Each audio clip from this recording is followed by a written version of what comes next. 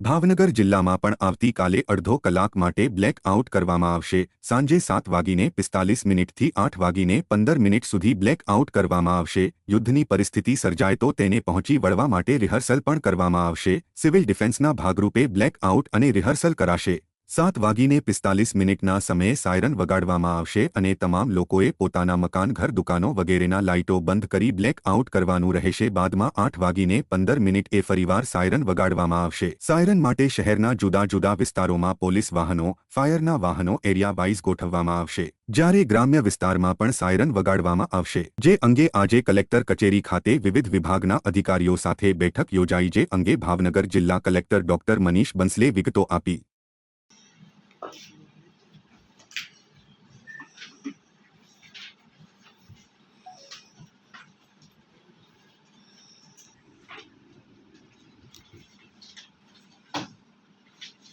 Fire service ना अधिकारी अभी क्या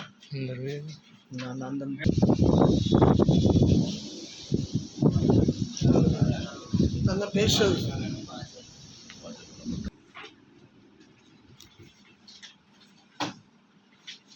फायर सर्विस ना अधिकारी अभी क्या 7 તારીખે આપણા સિવિલ ડિફેન્સના ભાગરૂપે એટલે કે આમ નાગરિક આમ જનતાને કેવી રીતે કોઈ પણ પરિસ્થિતિ સર્જાય ત્યારે તૈયાર કરવું એના જ ભાગરૂપે કાલે સાંજે 7:45 થી લઈને 8:15 સુધી એટલે કે અડધી કલાક માટે આખા ભાવનગર જિલ્લામાં બ્લેકઆઉટ કરવામાં આવશે।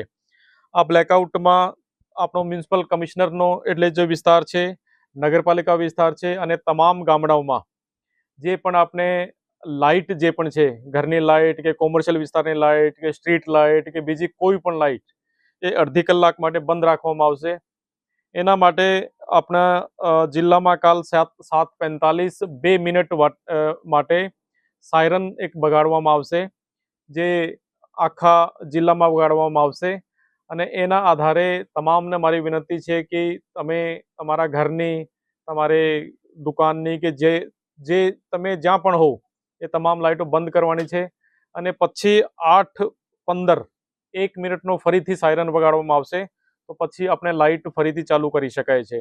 તો ટૂંકમાં કહીએ તો અડધો કલાક માટેનું કાલે આખા ભાવનગર જિલ્લામાં બ્લેકઆઉટ કરવાનું છે અને એમાં તમામ જનતાને સહયોગ છે કે તમે સહયોગ પૂરો પાડો।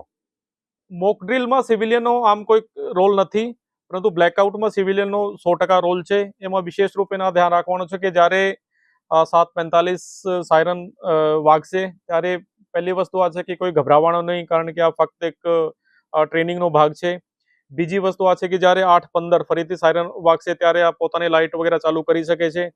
ત્રીજી આ વસ્તુ છે કે આ દરમિયાન કદાચ વ્હીકલ પણ રોડ પર હશે, કદાચ લોકો અવરજવર કરતા હશે, તો તમામને મારી આ જ વિનંતી છે કે ભાઈ જ્યાં સુધી શક્ય હોય ત્યાં સુધી તમે 7:45 થી લઈને અને 8:15 સુધી ઘરથી બહાર નહીં નીકળતા, વિશેષ રૂપે વ્હીકલ વગેરે લઈને, કારણ કે વ્હીકલની જ્યારે આપણે લાઇટ વાપરીએ ત્યારે બ્લેકઆઉટ જે કરવાનું પર્પઝ છે આ થોડુંક ડિફીટ થાય છે।